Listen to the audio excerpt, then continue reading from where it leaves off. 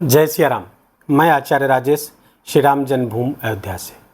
प्रिय दर्शकों, 29 मार्च का वो दिन होगा जब एक बहुत ही अद्भुत योग बनने जा रहा है, जिसे ज्योतिष में श्रापित योग, पिशाच योग, प्रेत योग आदि के नामों से जाना जाता है।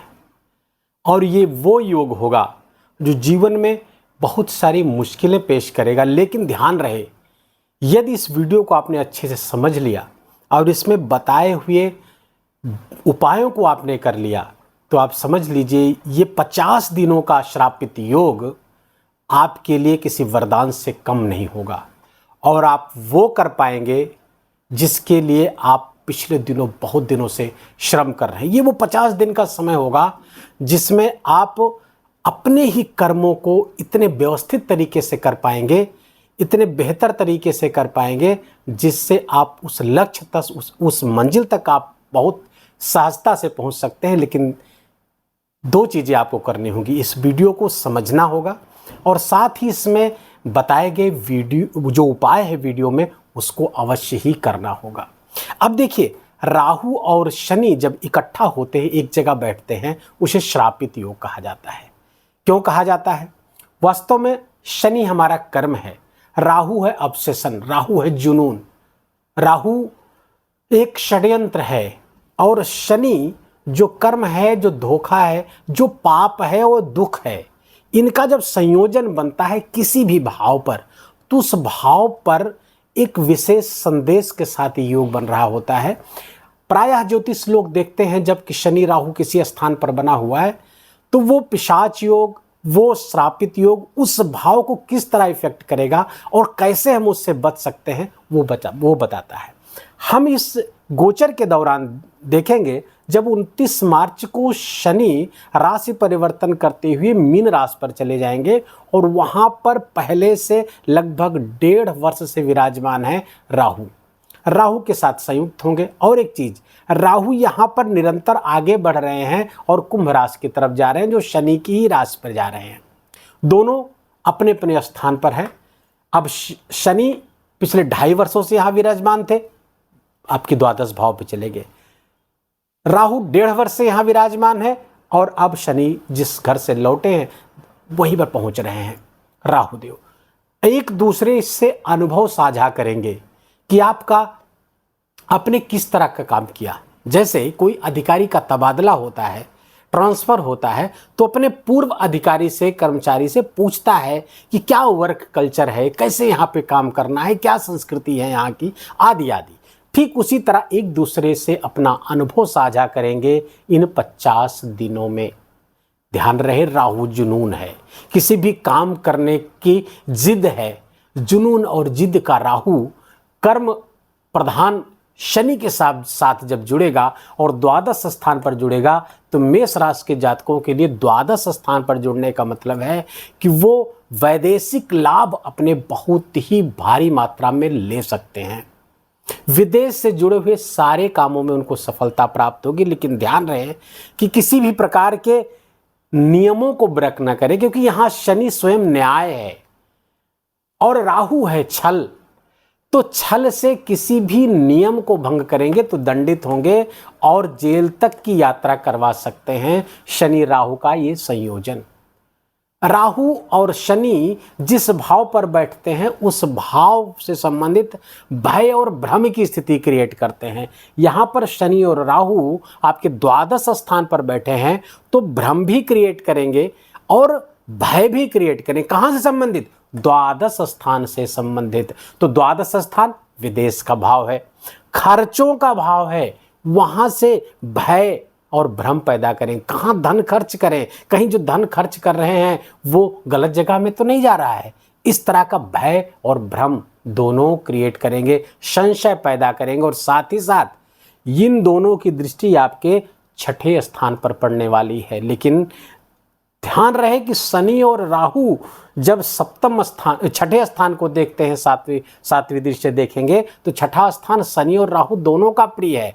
फलतः मेष राशि के जातकों के लिए यद्यपि उनकी 7.5 प्रारंभ होगी, लेकिन इन 50 दिनों में अपने ऋण को चुकता करेंगे, अपने शत्रुओं पर हावी होंगे, अपने रोगों पर हावी होंगे, अर्थात रोग, ऋण और शत्रु तीनों को समाप्त करेंगे मेष राशि के जातक। लेकिन करना क्या है? अपने कर्म के साथ जुनून और जिद को शामिल करना होगा, लेकिन धोखा और छल से सावधान रहना होगा। इन दोनों की दृष्टि यहां पर इतनी अद्भुत है, और ये सर्विस का सेक्टर है। यहां पर दोनों शनि और राहु दोनों राजयोग कारक हो जाते हैं, उपचय स्थान है, इसकी वृद्धि कर देंगे। अर्थात सर्विस से संबंधित जो समस्याएं, नौकरी से संबंधित समस्याएं, सेवा से संबंधित समस्याएं, वहां से लाभ करा देंगे आपको। मेडिकल सेक्टर से जो लोग, मेडिकल प्रोफेशन से जो लोग जुड़े हुए हैं, लीगल प्रोफेशन से जो लोग जुड़े हुए हैं, या मिलिट्री से, पैरामिलिट्री फोर्सेस से, या किसी भी सुरक्षा एजेंसी से जुड़े हुए हैं, सबके लिए सर्वोत्तम लाभ स्थिति। तो लाभ स्थिति 3 यहां से मैंने बताया। दूसरा फॉरेन से, और अपने कर्म को, राहु क्या है? राहु मीडिया है, सोशल मीडिया है, मास ट्रेंड है राहु, और शनि कर्म है। अपने कर्म को मास ट्रेंड से जोड़ना होगा, सोशल मीडिया से, मीडिया से जोड़िए, अद्भुत लाभ प्राप्त करेंगे। और जब आप सोशल मीडिया से जोड़ते हैं तो 12th हाउस अपने आप एक्टिवेट हो जाता है, 12th भाव एक्टिवेट होगा, अर्थात फॉरेन का भाव एक्टिवेट होगा, और ये जबरदस्त आपके लिए लाभ लेकर के आएंगे।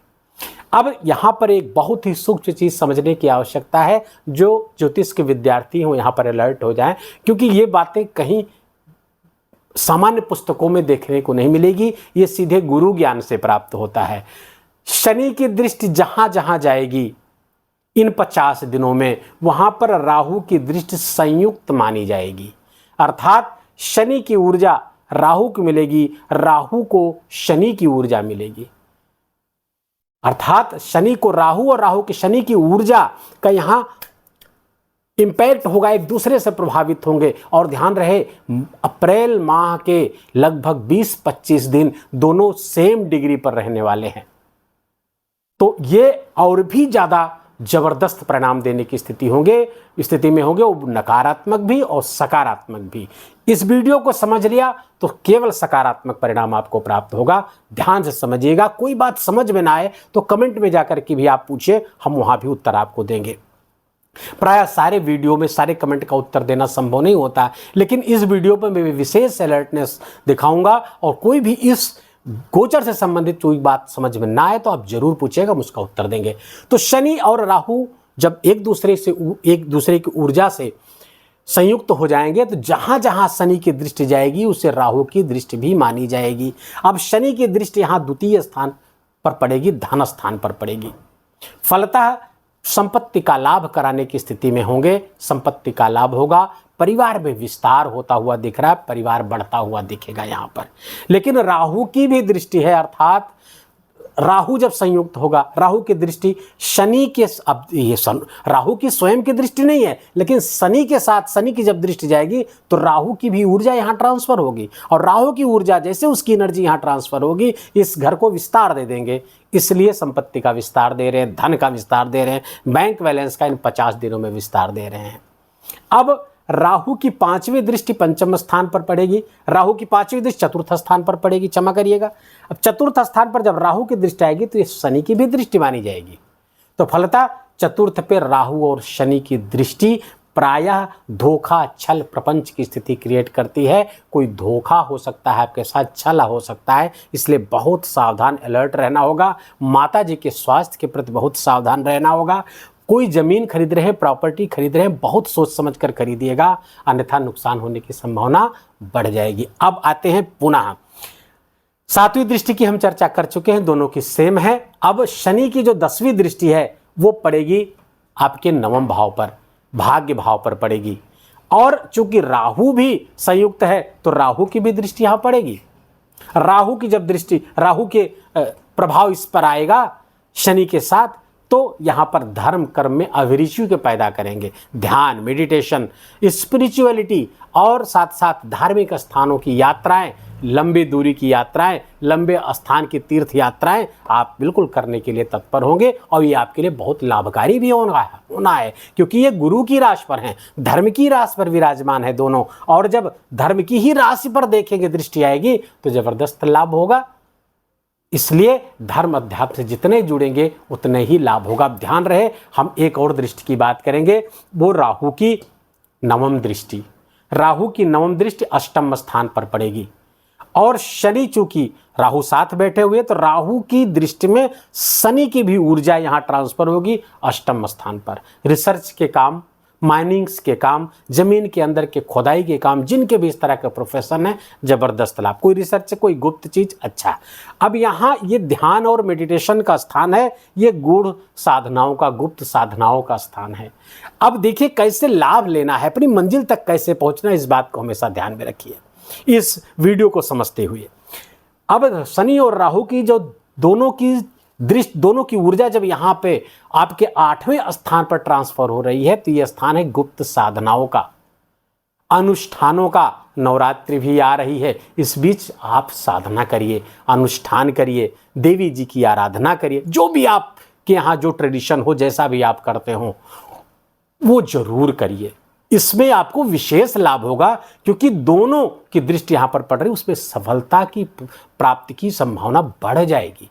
और आपको बता दें कि ये जो है यहाँ पे जो दृष्टि होगी और नवरात्र में आप साधनाएं करते हैं, तो ये जो ऊर्जा आप इकट्ठा करेंगे, ये आने वाले 6 महीने तक के लिए आपके लिए काम करेगी। और मेष राशि के जातकों के लिए बहुत अनिवार्य है नवरात्र की साधना, और साधना में आपके लिए सफलता लेकर आ रहे हैं शनि और राहु। यही है आपकी सफलता का मार्ग।